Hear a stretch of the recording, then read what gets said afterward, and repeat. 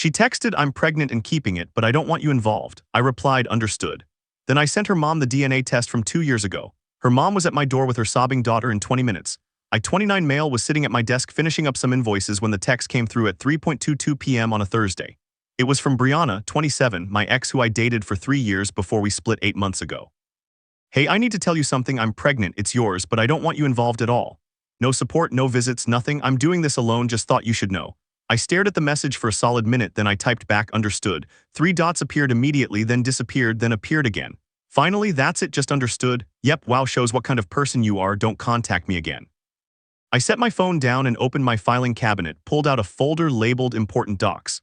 Inside was a DNA test report from exactly 2 years and 3 months ago, the same test that had destroyed my ability to trust Brianna completely, though I tried to make it work for another year after that. See, Brianna had a pregnancy scare back then. She was convinced she was pregnant, made this whole production about it. We were planning baby names, converting the spare room to a nursery. Then one day she came home crying, saying she'd lost it. Something felt off about the whole thing. The timeline didn't match up, her story kept changing slightly. When I gently suggested we go to the doctor together to make sure she was okay, she lost it. Excuse me of not trusting her. But I couldn't shake the feeling, so I did something that probably makes me an age. I took a strand of her hair from her brush and had it tested against some genetic material from her miscarriage that I'd kept from a tissue she'd thrown away. Yeah, I know how that sounds, but my gut was screaming at me. The results? No genetic match. The miscarriage tissue wasn't even human. My best guess, chicken liver or something similar. I never confronted her about it. Instead, I slowly started pulling back emotionally. Eventually, we broke up for compatibility issues. She never knew I knew about her fake pregnancy. But now she was trying round 2. I took a photo of the DNA test results. Then I scrolled through my contacts to find her mom Diane's number. Diane and I had always gotten along great. She used to joke that she liked me better than her own daughter sometimes. I typed out a message, "Hi Diane, sorry to bother you, but Brianna just informed me she's pregnant and wants no involvement from me. I wanted you to have this information from 2 years ago before any decisions are made. I never told anyone about this, but given the current situation, I think you should know." I attached the DNA test results and hit send. My phone exploded within 30 seconds. What the hell is this? "Are you saying what I think you're saying? Stay where you are. We're coming over." 22 minutes later, there was pounding on my door. I opened it to find Diane standing there with Brianna, whose face was red and puffy from crying. Diane looked furious. Inside, now Diane commanded, dragging Brianna by the arm. They sat on my couch. While Diane sat, she basically threw Brianna onto it. "Show me everything," Diane said. I pulled out the physical folder, the original test results, my documentation of the timeline, everything.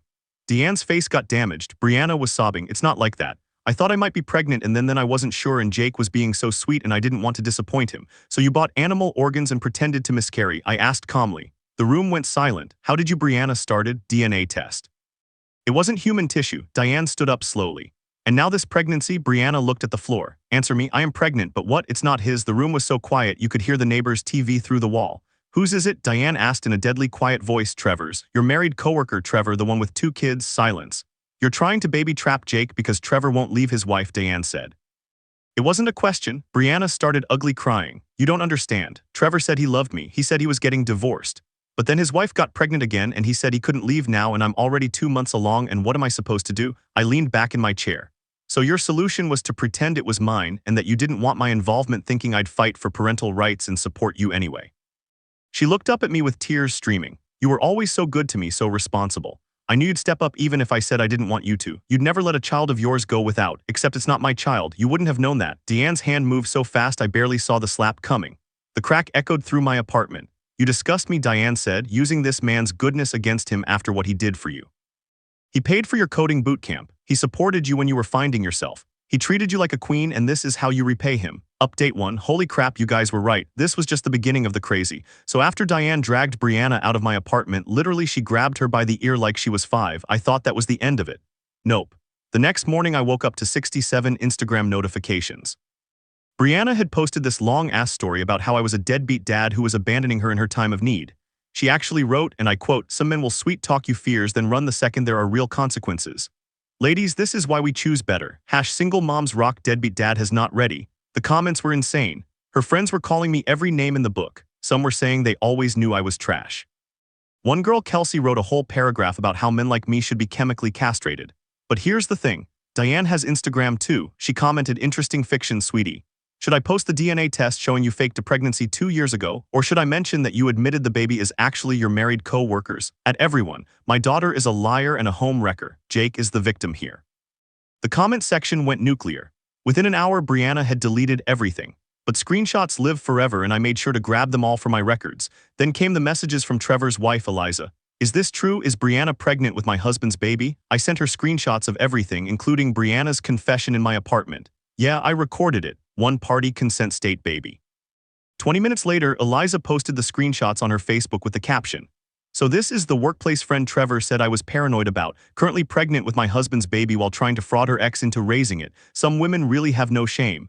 Brianna Martinez, this is your public service announcement. She tagged Brianna, she tagged Trevor, she tagged their workplace. But wait, it gets better. Trevor showed up at my apartment that night. This dumbass actually had the audacity to be mad at me. You couldn't just leave it alone. He shouted when I opened the door. Excuse me, she wasn't asking you for anything. She said she didn't want you involved. You could have just walked away, but no, you had to play detective and ruin everything. I laughed, actually laughed in his face. Ruin what exactly? Your affair, your marriage, your lies, you don't understand. Eliza is taking everything. The house, the kids, everything, and now Brianna won't even talk to me. She says this is all my fault for not leaving Eliza sooner. Sounds like a you problem, Trevor. I could make this a you problem real quick. He stepped forward trying to be intimidating. Trevor, you're 58 and have the muscle mass of a string bean. Also, my doorbell camera is recording this. Please, by all means, assault me on camera. I'm sure that'll help your custody case. He deflated like a punctured balloon. She told me she was on birth control, he said pathetically. She told me she had a miscarriage that turned out to be chicken liver. Welcome to the club, I guess. He stared at me. What? I showed him the test results. His face went white. Oh my God, oh my God. What have I done? I destroyed my family for a psychopath. Yep, he actually started crying. This grown man stood in my doorway sobbing about how his life was over. Part of me felt bad for him. The other part remembered that he was a married man with kids who chose to raw dog his co-worker, so play stupid games and all that. Update 2. So remember how I said Brianna's mom, Diane, was on my side? Well, apparently that caused a massive family rift. Brianna's dad, Harold, decided that I was the villain in all this. According to him, I humiliated his little girl and aired private family business and was probably the reason she felt the need to lie in the first place. Dude actually called me trying to threaten legal action for defamation. Harold, truth is an absolute defense against defamation. You're saying my daughter is a liar. No, I'm saying she lied. There's a difference.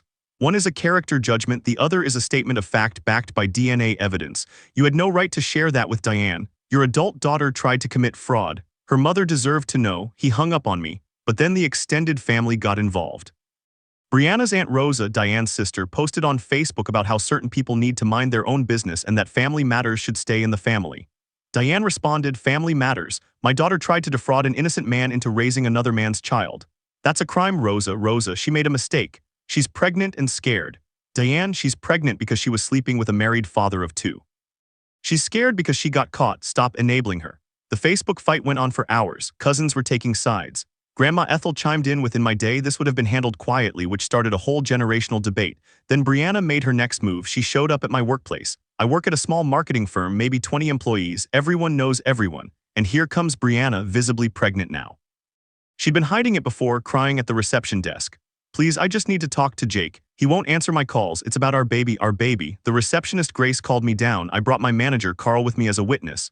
Brianna, you need to leave. Jake, please, I'm sorry, okay? I'm sorry for everything, but this baby needs a father. Then tell Trevor to step up. He won't. His wife is divorcing him and he says the baby isn't his problem. And it's mine. You're a good man. You could be a wonderful father. Biology doesn't matter. Carl stepped in. Ma'am, you need to leave or we're calling security. I'm pregnant, she wailed. With someone else's baby, I said loudly enough for everyone to hear. You already admitted it wasn't mine. This is harassment. She turned to the gathering crowd of my coworkers.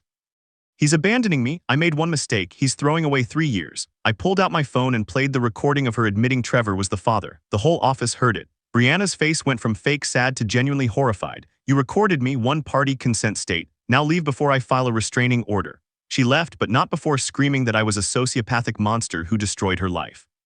Grace looked at me after she left. Dude, your ex is insane. Update 3. The extinction burst. Wait, no, that's too cliché. Let's call it what it was. Brianna's complete mental breakdown. After the office incident, I did file for a restraining order. The judge granted a temporary one immediately after hearing the recording and seeing the evidence of her trying to commit fraud. This apparently triggered something in Brianna because she went completely off the rails. First, she tried to contact my mom. This woman called my sweet 62-year-old mother and told her she was carrying her grandchild. My mom, bless her, said, "Honey, Jake sent me the recording. I know that baby isn't his, but even if it was after what you've done, I wouldn't want you in our family anyway. Please get help." Brianna's response.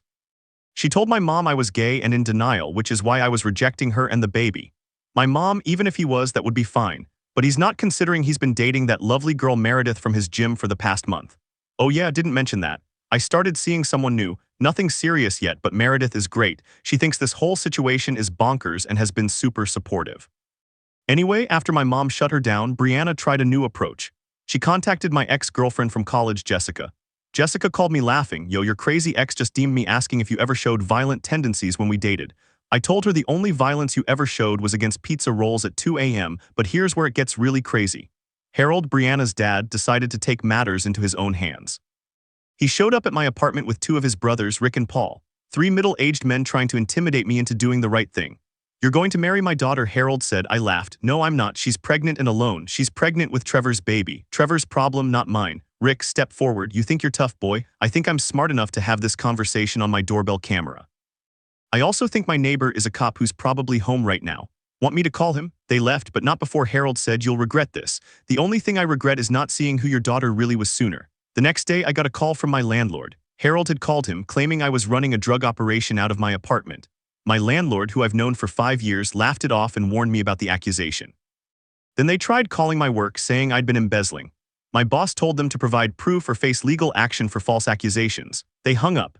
But the peak desperation came 3 days ago. Brianna posted on a pregnancy support group on Facebook that she was abandoned by her baby's father and needed help.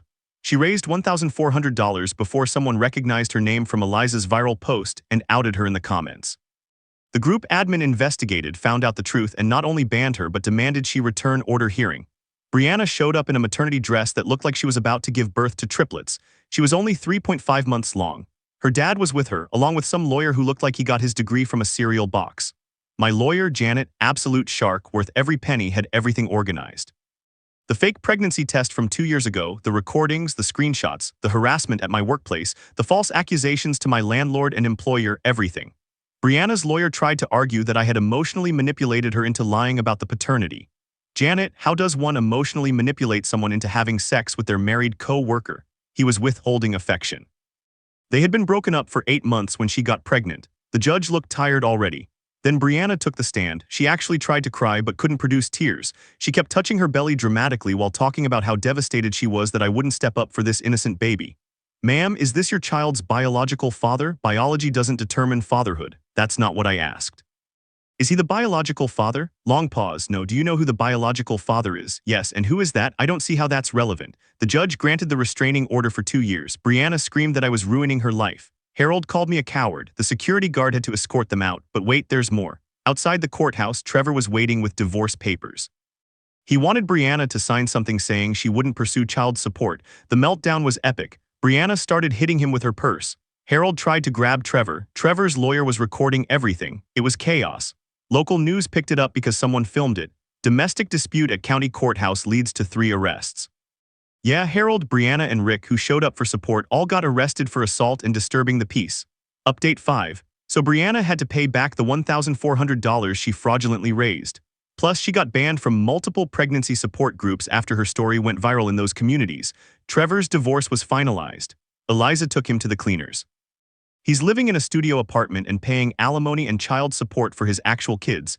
He refuses to acknowledge Brianna's pregnancy. Brianna tried one last Hail Mary. She went to a lawyer about suing me for emotional distress. The lawyer literally laughed her out of his office. I know, because his secretary is friends with Grace from my office. But here's the karma kicker. Remember how Brianna worked with Trevor? Well, their company has a strict fraternization policy. When the workplace affair came out, thanks to Eliza tagging their company in her viral post, both Brianna and Trevor got fired. Brianna tried to claim pregnancy discrimination, but the company had documentation of her admission that she'd been having an affair with a married co-worker for months. They also had evidence she'd been using company computers to plan her fake pregnancy announcement to me. It pulled her search history, how to convince ex-boyfriend baby is his, and can you fake a DNA test or highlights. She's now unemployed, pregnant, living with her parents, and has a restraining order against her. Diane called me last week. "Jake, I'm sorry about everything. I'm getting Brianna therapy, but I don't think she's accepting responsibility yet. She still thinks she ruined her life by not just going along with her plan. I hope she gets help, Diane. I really do. You're a good man, better than she deserved." Final update. Brianna had the baby, a boy. Trevor signed away his parental rights before the kid was even born. Brianna tried to put my name on the birth certificate anyway. The hospital called me because she'd listed me as the father. I sent them the restraining order and the court documents. They had to get security to remove her dad from the hospital when he made a scene about them not putting my name down. According to the grapevine, Brianna is still living with her parents. Harold and Diane are getting divorced. Apparently, this situation exposed a lot of issues. Trevor moved to another state to start fresh. Eliza is dating a doctor she met at her gym and living her best life. Rosa still posts passive-aggressive memes about family loyalty. As for me, Meredith and I are officially together. She's amazing, funny, smart, honest, what a concept, and has her life together. She jokes that she owes Brianna a thank you card for being so crazy that I was single when we met. My company gave me a raise after all the drama. Carl said I handled it professionally and it showed character. I also got a better apartment in a building with actual security, just in case Harold gets any more bright ideas. Janet, my lawyer, sent me a Christmas card with a photo of my case file labeled Easiest Slam Dunk of 2024. The best part. A month ago, I ran into an old mutual friend who told me Brianna's been telling people I'm the one who baby trapped her and then abandoned her when she wouldn't marry me. Even her mom doesn't buy that story anymore. Some people asked if I feel bad about how everything went down. Honestly, no, I could have just ignored her text and let her live with her lies. But she tried to fraud me into raising another man's child. She faked a pregnancy and miscarriage. She tried to destroy my reputation, my job, my relationships. She played stupid games. She won stupid prizes. The only people I feel bad for are that baby who's going to grow up with Brianna as a mother and Diane who seems like a decent person drowning in the chaos her daughter creates. But that's not my problem anymore. It never really was. To anyone dealing with a similar situation, document everything, trust your gut, and never ever let someone manipulate you into taking responsibility for their choices. Peace out. P.S. Brianna, if you're reading this and I know someone will send it to you, your son deserves better than the drama you're creating. Get help for his sake, if not your own. P.P.S. No, I won't tell you where I got the DNA test done 2 years ago. Stop asking Harold.